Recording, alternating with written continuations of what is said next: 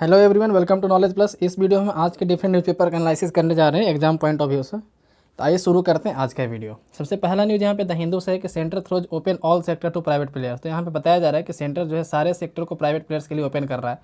कल हम लोग पढ़े थे कि स्पेस सेक्टर को भी प्राइवेट के लिए ओपन किया जा रहा है, यानी कि इसरो को प्राइवेटाइज नहीं किया जा रहा है, बल्कि इसरो के पैरेलल एक अलग ऑर्गेनाइजेशन बनाया जा रहा है जो स्पेस सेक्टर में डील करेगा। ठीक है, तो यहाँ पे आप पढ़ सकते हैं कि जैसे यहाँ पे बताया गया डिसइन्वेस्टमेंट के बारे में। डिसइन्वेस्टमेंट बोलते हैं कि यदि किसी गवर्नमेंट का, जैसे गवर्नमेंट का कोई कंपनी है, उसमें गवर्नमेंट का कुछ पैसा है, गवर्नमेंट अपना हिस्सा वहाँ पे बेच रही है, तो उसको डिसइन्वेस्टमेंट बोलते हैं। इन्वेस्टमेंट यानी पैसा लगाना, डिसइन्वेस्टमेंट यानी पैसा निकालना।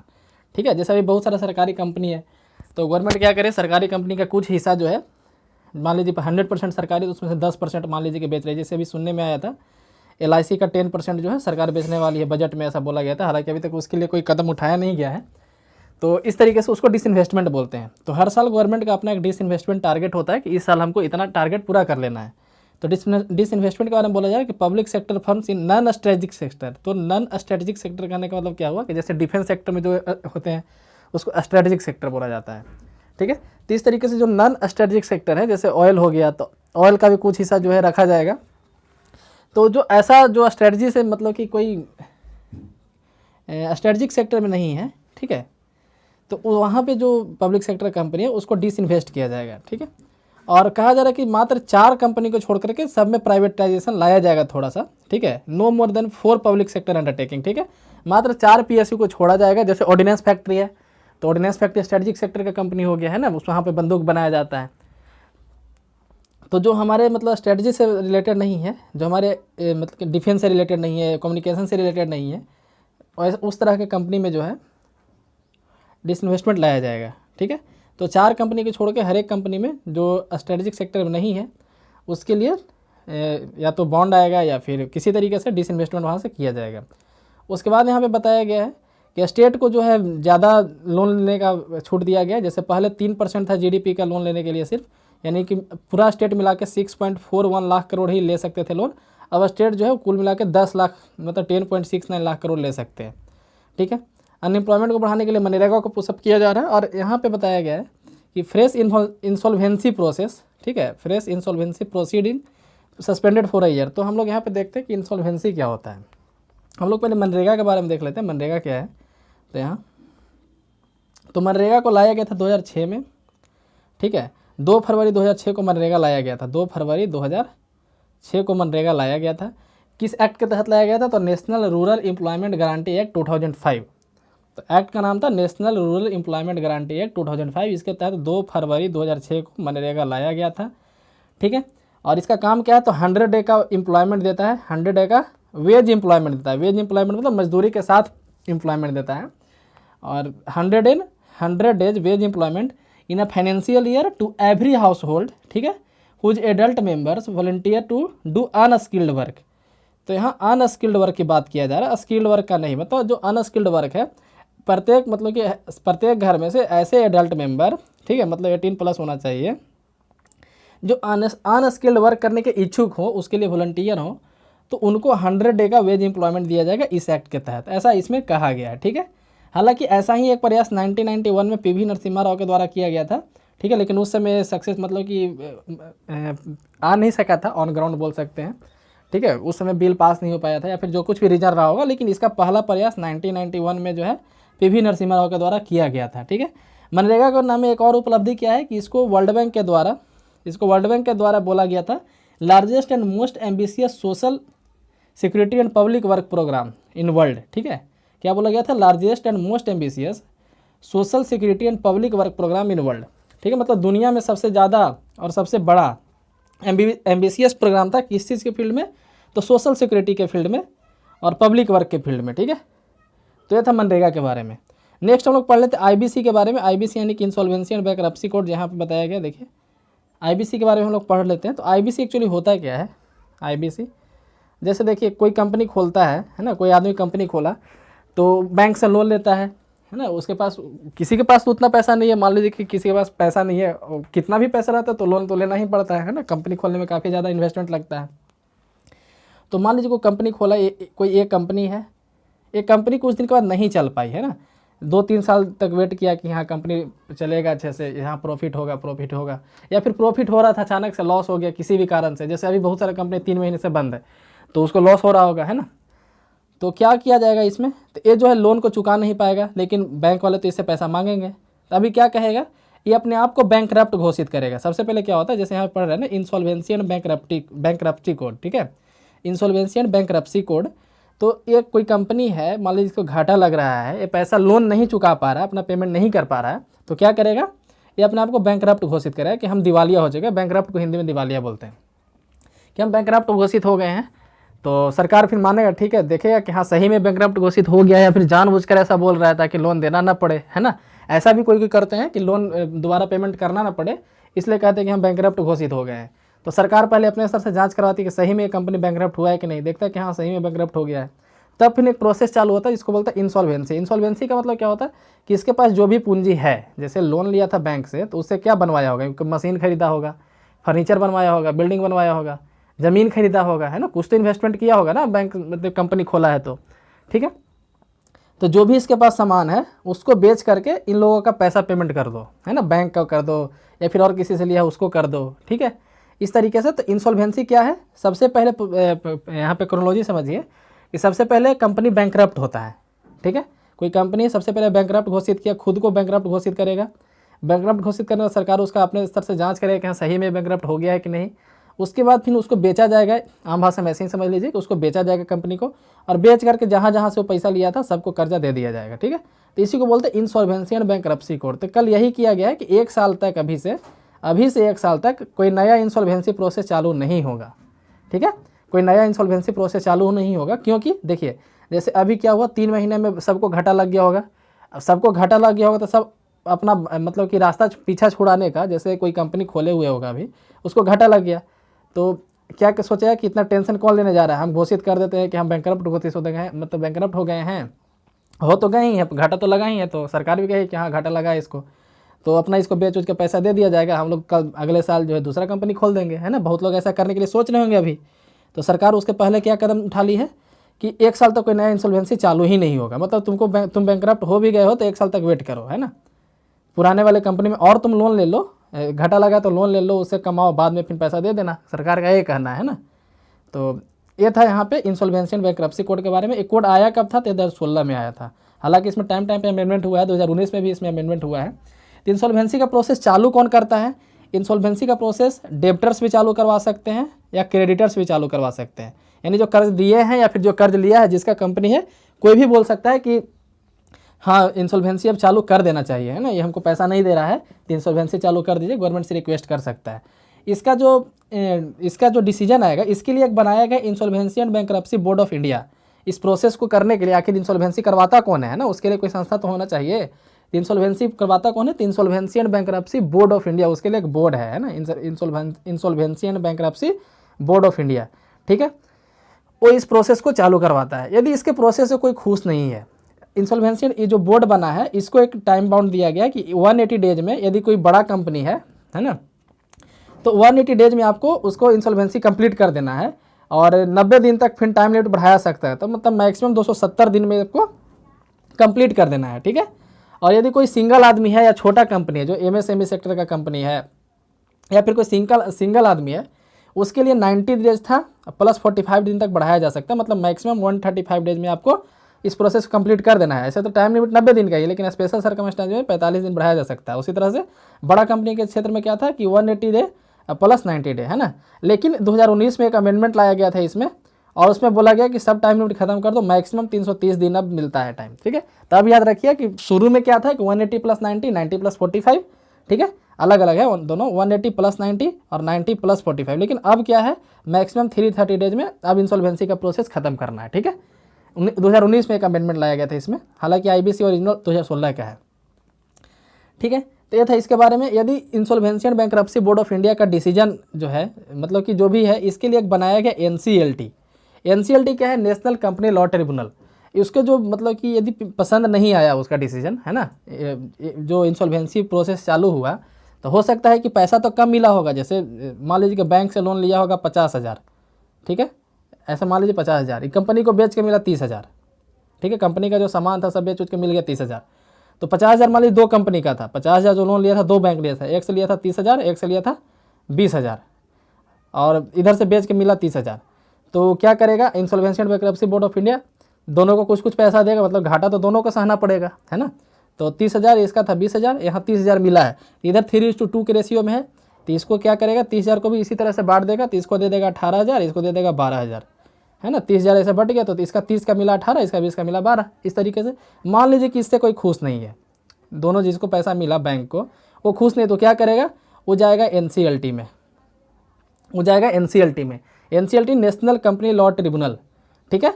वहाँ पे जाकर बोलेगा NCLT, यदि कंपनी है तो जाएगा NCLT में, यदि कंपनी का केस है तो जाएगा NCLT में, और यदि इंडिविजुअल का केस है कोई एक आदमी है तो जाएगा DRT में। DRT बोलते हैं डेब्ट, DEBT डेब्ट रिकवरी ट्रिब्यूनल, ठीक है। प्रोसेस समझिए, पहले बैंकरप्ट घोषित होगा तब इंसॉल्वेंसी चलेगा, इंसॉल्वेंसी का प्रोसेस से कोई खुश नहीं है तब कंपनी वाला जाएगा NCLT में, इंडिविजुअल आदमी है तो जाएगा DRT में, मतलब NCLT national company law tribunal, कोई एक आदमी तो जाएगा DRT यानी कि डेब्ट रिकवरी ट्रिब्यूनल में, ठीक है। यदि इसके डिसीजन से भी खुश नहीं है, ठीक है, तब जाएगा NCLAT में, national company law appellate tribunal, है ना, ये अपील किया जा रहा है। उसी तरीके से उधर क्या है DRAT डेब्ट रिकवरी अपीलेट ट्रिब्यूनल, ठीक है। तो इस तरीके से पूरा इंसॉल्वेंसी एंड बैंक्रप्सी का काम चलता है। तो इसी को रोका गया है 1 साल के लिए। क्यों रोका गया, तो हम पहले ही बताएं कि बहुत लोग सोच रहे होंगे कि 3 महीना में तुमको घाटा लग गया है, तो हम बोल देते हैं कि हम बैंकरप्ट हो गए हैं, सरकार इंसॉल्वेंसी चला के पैसा अपना सबको दे देगा, फिर अगला साल हम फिर लोग नया कंपनी खोल लेंगे, है ना। लेकिन सरकार पहले ही से सचेत हो गई इस बारे में। तो ये था इंसॉल्वेंसी के बारे में। नेक्स्ट न्यूज हम लोग देखते हैं, यहाँ पे बताया जा रहा है operation trap tiger begin today. तो एक्चुअली ऑपरेशन ट्रैप टाइगर है क्या, तो यहाँ पे एक नेशनल पार्क मेंशन किया हुआ है, वो याद रखिएगा, हमको बताने का मेन मकसद यही था। यहाँ पे बांदीपुर नेशनल पार्क ये कर्नाटका में, ठीक है, बांदीपुर नेशनल पार्क कर्नाटका में। तो एक्चुअली इसमें बाघ रहता है बहुत सारे, टाइगर रिजर्व भी है, ठीक है, तो इसलिए ट्रैप टाइगर किया जा रहा है। तो इससे क्या होता है मैन एनिमल कॉन्फ्लिक्ट होता है, इस एरिया में जो रहने वाले लोग हैं, ठीक है। आपको पता होगा कि मध्य प्रदेश में 526 टाइगर के साथ सबसे फर्स्ट पे है और 524 टाइगर के साथ कर्नाटका सेकंड पे है। तो बांदीपुर टाइगर रिजर्व में काफ़ी ज़्यादा कर्नाटका रहते हैं, मतलब टाइगर रहते हैं जो कर्नाटका में है। तो वहाँ पे मैन एनिमल कॉन्फ्लिक्ट आजकल बहुत देखा जा रहा है, इस कारण से ट्रैप टाइगर चलाया जा रहा है ताकि बाघों को पकड़ के जंगल एरिया में ही रखा जाए, ठीक है। नेक्स्ट यहाँ पे complete class Kaleshwaram work on a war footing, ठीक है। कालेश्वरम प्रोजेक्ट के बारे में कुछ दिन पहले हम पोलावरम प्रोजेक्ट के बारे में पहले हम पढ़े थे, है ना, पोलावरम प्रोजेक्ट, ठीक है। तो इससे कंफ्यूज नहीं कीजिए, पोलावरम आंध्र प्रदेश का है और कालेश्वरम तमिलनाडु तेलंगाना का है। कालेश्वरम जो है तेलंगाना का है। कालेश्वरम प्रोजेक्ट क्या है, तो गोदावरी रिवर पे ये भी है, गोदावरी पे भी वही था, पोलावरम भी जो है गोदावरी पे ही था, इसीलिए कन्फ्यूजन होता है। पोलावरम आंध्र प्रदेश का है गोदावरी पे, कालेश्वरम आंध्र प्रदेश का है तेलंगाना में, ठीक है। दोनों अलग अलग प्रोजेक्ट है, अलग अलग तरह का प्रोजेक्ट है। ये दुनिया का सबसे बड़ा लिफ्ट इरीगेशन प्रोजेक्ट है, लिफ्ट इरीगेशन प्रोजेक्ट, ठीक है, lift irrigation project. Actually lift irrigation project होता क्या है, जैसे देखिए इधर जो प्लेन एरिया में, जैसे मैदानी भाग में, बिहार यूपी वाले इलाके में कोई इरिगेशन प्रोजेक्ट बनता है तो नॉर्मली एक बांध बनाया जाता है, बांध से नहर निकाला जाता है और पानी फ्लो करने लगता है ना। पानी फ्लो इसलिए करने लगता है क्योंकि या तो ढाल होता है या फिर समतल ज़मीन होता है, इसलिए पानी फ्लो करता है, ठीक है। लेकिन जो साउथ इंडिया का उधर का जो टेरेन है, कहीं प्लेट्यू है कहीं प्लेन है ना, तो क्या करना पड़ता है, कोई एरिया में जैसे नदी है, नदी किनारे तो एरिया लो है, लेकिन जिधर खेत है वो एरिया अपलैंड पे है, हाई पे है ना। तो क्या किया जाएगा यहाँ पे, तो जहाँ तहाँ एक लिफ्ट लगाया जाएगा। लिफ्ट मतलब आदमी चढ़ने वाला लिफ्ट नहीं, नॉर्मल जैसे गांव में खेत वगैरह पे पटवन करने के लिए एक मशीन लगाया जाता है ना, पंखा इस तरीके के, ठीक है, और उसको इलेक्ट्रिसिटी से चलाया जाएगा। इलेक्ट्रिसिटी कैसे क्या होगा, जैसे नदी से पानी निकला, एक जगह पहले टैंकर में जमा होगा, वहाँ से एक टरबाइन चलाया जाएगा और मतलब कि एक मशीन से दूसरे हाईलैंड पे ले जाया जाएगा, वहाँ से फिर तीसरे पे ले जाया जाएगा, तीसरे से चौथे पे ले जाया जाएगा। इस तरीके से हर एक एरिया में इस तरह का पानी पहुँचेगा, ठीक है। तो हम लोग के यहाँ जो होता है इस तरीके से, मतलब ग्रेविटी के अंदर वाटर फ्लो करता है, इसको ग्रेविटी के मतलब हम लोग के यहाँ जो नहर बनता है, मतलब बिहार यूपी वाले इलाके में, ठीक है, तो मतलब प्लेन वाले इलाके में, ठीक है, गंगा डेल्टा का जो मैदान है उधर जो है ग्रेविटी के अंदर वाटर फ्लो करता है, मतलब कि रिवर में ढलान है, नदी का ढलान है, ज़मीन इधर स्लोप पे है, इसलिए पानी अपने आप फ्लो करता है। लेकिन जहाँ अपलैंड है, जहाँ पे हाईलैंड है ना, उधर ऐसा नहीं होता है, तो उधर उसके लिए लिफ्ट इरिगेशन प्रोजेक्ट लगाया जाता है, ठीक है। तो कालेश्वरम एक तरह का लिफ्ट इरिगेशन प्रोजेक्ट और दुनिया का सबसे बड़ा लिफ्ट इरिगेशन प्रोजेक्ट है, याद रखिए, world's largest lift irrigation project. ये बनना चालू हुआ था 2016 में, ठीक है। इसका इनॉग्रेशन हुआ था 21 जून 2019 को। हालांकि कंप्लीटली वर्क मतलब कि वर्क अभी ये कर रहा है, कंप्लीटली वर्क नहीं कर रहा क्योंकि कंप्लीटली रेडी भी नहीं हुआ है, ठीक है। जितना रेडी हुआ है उतना पे वर्क कर रहा है। तेलंगाना का है, तो वहीं पे बोला जा रहा है कि complete Kaleshwaram work on war footing, ठीक है। 2016 में यह स्टार्ट हुआ था इसका कंस्ट्रक्शन और 21 जून 2019 को इसका इनोग्रेशन हुआ था। तेलंगाना का प्रोजेक्ट है, ठीक है, याद रखिएगा इसके बारे में। गोदावरी रिवर पे है, ठीक है। 2-3 दिन पहले की न्यूज़ में हम पोलावरम को डिस्कस किए थे, तो आप पोलावरम के बारे में जानना चाहते हैं तो उस दिन का न्यूज़ डिस्कशन जरूर देख लें। पोलावरम जो है 14 मई को डिस्कस किया गया था, ठीक है। नेक्स्ट है हॉल्ट सेंट्रल विस्टा प्रोजेक्ट से एक्स ऑफिशियल। तो कुछ जो है पुराने रिटायर ऑफिसर्स का और भी अपोजिशन पार्टी वाले का कहना है कि सेंट्रल विस्टा प्रोजेक्ट जो है, सेंट्रल विस्टा प्रोजेक्ट उसको रोक दिया जाना चाहिए अभी।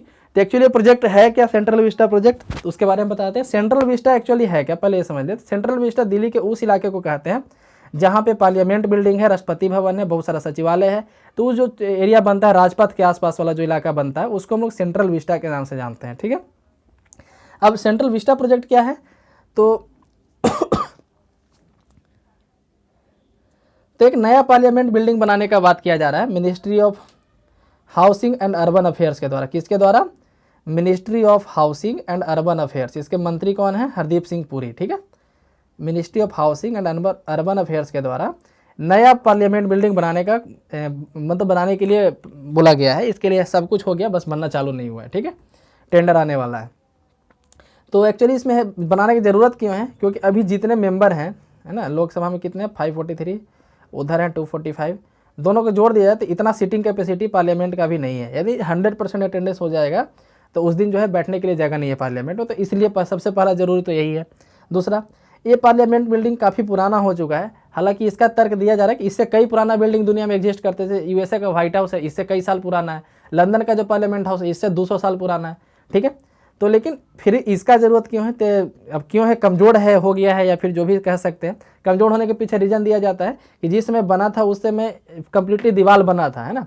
लेकिन टाइम पे दीवार में होल किया गया। होल क्यों किया गया, पूरा एसी किया गया, एयर कंडीशन पूरा किया गया, तो उसके लिए दीवार में छेद किया गया। फिर वायरिंग किया गया, उसके लिए दीवार में छेद किया गया। सीसीटीवी कैमरा लगाया गया, उसके लिए दीवार में अलग से छेद किया गया।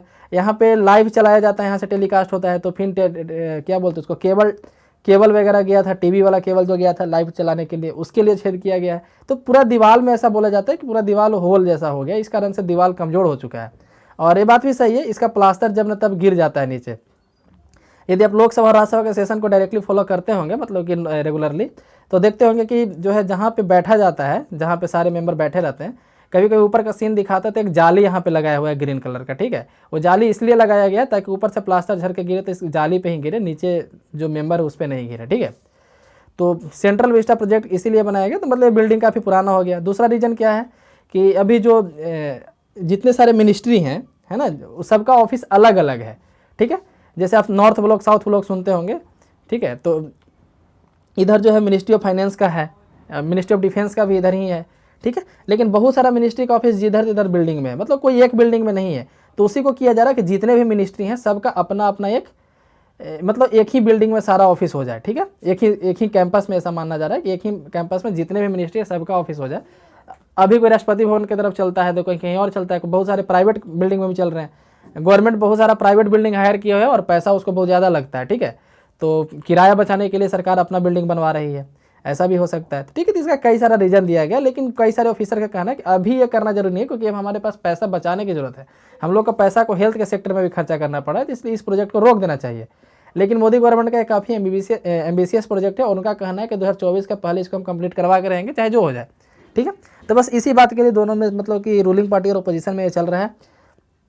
तो ये था सेंट्रल विस्टा प्रोजेक्ट के बारे में, जिसमें एक नया पार्लियामेंट बिल्डिंग बनना। अच्छा, तो नया पार्लियामेंट बिल्डिंग कहाँ पे बनना है, तो इसी पार्लियामेंट बिल्डिंग के जस्ट सामने बनना है, मतलब उसी इलाके में बनना है। अभी जो पार्लियामेंट बिल्डिंग है गोल है। यदि पार्लियामेंट बिल्डिंग में आप जाएंगे तो ऐसे दिखेगा आपको, पार्लियामेंट बिल्डिंग इस तरह से गोल है ना, और वहाँ पे ऐसे है, ऐसे तीन तरफ से ऐसे जैसे गोल है ना, ऐसे ऐसे है, ऐसे है और ऐसे है, ऐसे है, ठीक है। तीन तरीके से ऐसे बोल सकते हैं। यहाँ पे मेरा ड्राइंग बहुत ख़राब है, ऐसे बना हुआ है पार्लियामेंट बिल्डिंग, ठीक है। एक लोकसभा है, एक राज्यसभा है, एक लाइब्रेरी है, ठीक है। एक लोकसभा है, एक राज्यसभा है, एक लाइब्रेरी है, ठीक है। तो इस तरीके से बना हुआ है। ऊपर से यदि आप देखेंगे या गूगल मैप से भी देख सकते हैं तो आपको कुछ इस तरीके का दिखेगा, ऊपर से गोल और तीन पार्ट में ऐसे बटा हुआ आपको दिखेगा। एक लोकसभा, एक राज्यसभा, एक लाइब्रेरी है, ठीक है। अभी जो पार्लियामेंट बिल्डिंग बनने वाला है वो गोल ना होकर के ट्रायंगुलर बनने वाला है। अभी जो पार्लियामेंट बिल्डिंग बनने वाला है कैसा बनेगा, ट्रायंगुलर बनेगा, ट्रायंगुलर शेप में बनेगा, ठीक है। तो जब भी बने देखा जाएगा।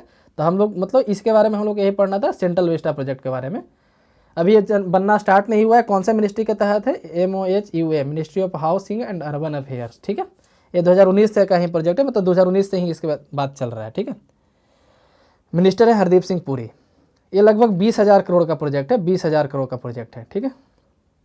नेक्स्ट है Orissa braces for Amphan impact. तो अम्फान एक साइक्लोन आने वाला है। कल हम इसके बारे में काफ़ी डिटेल में डिस्कस किए थे, आज बस यहाँ पे शॉर्ट में डिस्कस कर लेते हैं।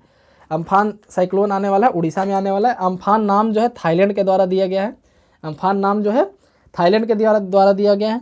और साइक्लोन जो होता है नॉर्दर्न हेमिस्फीयर में एंटी क्लॉक चलता है, साउदर्न हेमिस्फीयर में क्लॉकवाइज चलता है। वही एंटी साइक्लोन जो होता है नॉर्दर्न हेमिस्फीयर में क्लॉकवाइज चलता है और साउदर्न हेमिस्फीयर में एंटी क्लॉकवाइज चलता है, ठीक है। हम रिपीट करते हैं, नॉर्दर्न हेमिस्फीयर में साइक्लोन जो होता है, साइक्लोन एंटी क्लॉक चलता है और साउदर्न हेमिस्फीयर में क्लॉकवाइज चलता है। इसी का उल्टा कर लीजिए, एंटी साइक्लोन हो जाएगा, ठीक है। तो था साइक्लोन के बारे में। साइक्लोन का नेमिंग कैसे होता है इसके बारे में कल काफ़ी डिटेल में डिस्कस किए थे। अम्फान जो है थाईलैंड के द्वारा नाम दिया गया।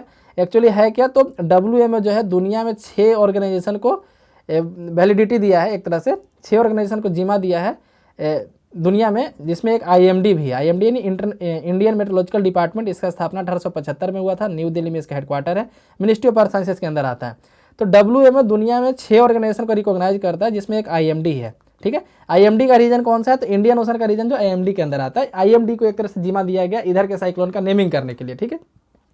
तो पहले 8 कंट्री इसमें शामिल थे। 8 कंट्री कौन कौन थे? तो Bangladesh, India, Maldives, Myanmar, Oman, Pakistan, Sri Lanka, Thailand, ये 8 कंट्री थे। ये 8 कंट्री से बोला गया 8 नाम आप लोग दीजिए, ठीक है। तो 8 कंट्री 8 नाम देंगे तो टोटल हो गया 64 नेम हो गया। तो इसको पहले अरेंज किया गया, मतलब कंट्री को अरेंज किया गया अल्फ़ाबेटिकल ऑर्डर में। तो Bangladesh, India, Maldives, Myanmar, Oman, Pakistan, Sri Lanka, Thailand, है ना, 8, ठीक है। तो इस तरीके से अरेंज किया गया।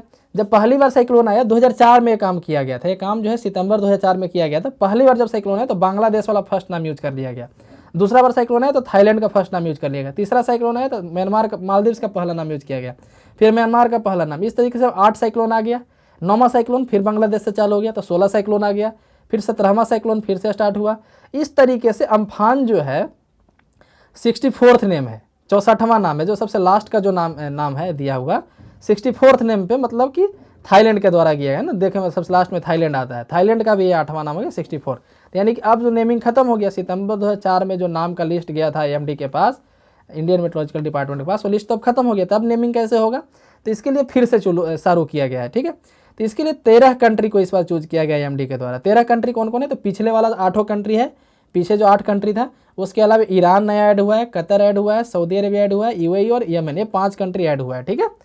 तो 13 कंट्री कौन कौन हो गया? Bangladesh, India, Maldives, Myanmar, Oman, Pakistan, Sri Lanka, Thailand, Iran, Qatar, Saudi Arabia, UAE और यमन, ये 13 कंट्री हो गया। 13 कंट्री से बोलेगा कि आप लोग 13 नाम दीजिए, तो 169 नेम अभी नया फ्रेश लिस्ट एकदम बन के तैयार है। इसमें से एक भी यूज नहीं हुआ है ना। यूज कब होगा? अम्फान तो लास्ट नेम था। अब अगला जो साइक्लोन होगा उसका नाम बांग्लादेश का दिया जाएगा और बांग्लादेश का जो पहला नाम होगा वो उसका नाम होगा। मतलब अभी से 169 साइक्लोन का नाम पहले से फिक्स करके रख दिया गया है, ठीक है। ये नेमिंग का एक पैटर्न है इसका, ठीक है। ये था अम्फान के बारे में। Next this really a paper gold. इसमें एक्चुअली एक स्कीम के बारे में बताया गया, sovereign gold bond. Sovereign gold bond क्या है? यदि कोई आदमी सोना, जैसे देखिए हम लोग जब गोल्ड खरीदते हैं तो गोल्ड तो हमारे कंट्री में होता नहीं था, हम लोग उसको इंपोर्ट कराना पड़ता है। दूसरे कंट्री से इंपोर्ट कराते हैं तो हम लोग के यहाँ जो फॉरेन रिजर्व है, फॉरेक्स जिसको बोलते हैं, FOREX, फॉरेन एक्सचेंज रिजर्व जो होता है, वो मतलब कि हम लोग को डॉलर पे करना पड़ता है, जिस कारण से हम लोग का जो रुपया है वो लो हो जाता है, ठीक है। रुपया का वैल्यू नीचे चला जाता है, ठीक है। जितना हम लोग इंपोर्ट करेंगे रुपया का वैल्यू उतना ही लो होते जाएगा। तो उसके लिए क्या किया गवर्नमेंट, देखा कि बहुत लोग क्या करते हैं कि सोना बस इसलिए खरीदते हैं कि ताकि उनको सोना में सिक्योरिटी मिलता है कि सोना का भाव हमेशा बढ़ेगा ही, है ना, बढ़ेगा, हम बेचेंगे तो ज़्यादा पैसा हो जाएगा। तो उसके लिए क्या गवर्नमेंट एक दिमाग लगाया कि हम लोग क्यों ना बोल दें लोगों को कि आपको हम ओरिजिनल गोल्ड नहीं देंगे, एक पेपर पे आप हमको पैसा दे दीजिए, हम पेपर पे लिख देंगे कि 10 ग्राम सोना आपको हम दे दिए, ठीक है। जब आपको बेचना, आखिर तो घर में ही रखते हैं, तो उससे बढ़िया पेपर को रख लीजिए सोना के बदले। 10 ग्राम गोल्ड जब आप बेचने जाइएगा तो लिखा रहेगा पेपर पे 10 ग्राम गोल्ड। 10 ग्राम गोल्ड का उस समय जो प्राइस होगा आपको मिल जाएगा। तो काम तो करेगा सोना जैसा, लेकिन रहेगा पेपर, है ना, इसलिए इसको पेपर गोल्ड बोला गया, ठीक है। तो वही यहाँ पे देखिए what is sovereign gold bond. तो सोवरेन गोल्ड बॉन्ड जो है फिजिकल गोल्ड का एक सब्सटीट्यूट है, गवर्नमेंट के द्वारा आरबीआई के तहत ये बेचा जाता है, ठीक है। तो इसमें बेनिफिट क्या है, तो बेनिफिट पहले कंट्री को बेनिफिट है, उसका फॉरेक्स रिजर्व बचता है, गवर्नमेंट को मतलब डॉलर थोड़ा सा, रुपया थोड़ा सा मजबूत होता है डॉलर के मुकाबले। उसके अलावा एक गारंटी मिलता है, चोरी होने का कोई डर नहीं है, क्योंकि डिजिटल वे में पेपर को रखा जा सकता है ना। ऐसे नॉर्मल सोना जो लेते हैं उसको लॉकर में रखना पड़ता है, अच्छे से रखना पड़ता है। उसके अलावा पैसा जो भी हम पे करते हैं उस पर 2.5% का इंटरेस्ट भी मिलता है। ये इंटरेस्ट जो होता है टैक्सेबल होता है, याद रखिए इंटरेस्ट टैक्सेबल होता है, लेकिन फाइनली यदि हम गोल्ड बॉन्ड को बेच दें तो जो पैसा था वो टैक्सेबल नहीं होता है। मान लीजिए कि हम 10,000 में खरीदे थे एक बॉन्ड, बेचे हम लोग 20,000 में, तो इस पैसा पर टैक्स नहीं लगेगा। हाँ, 10,000 में हम लोग बॉन्ड खरीदे थे, उस पर जो 2.5% साल में टैक्स मिल रहा है, सॉरी इंटरेस्ट मिल रहा है, उस पर टैक्स लगेगा, ठीक है।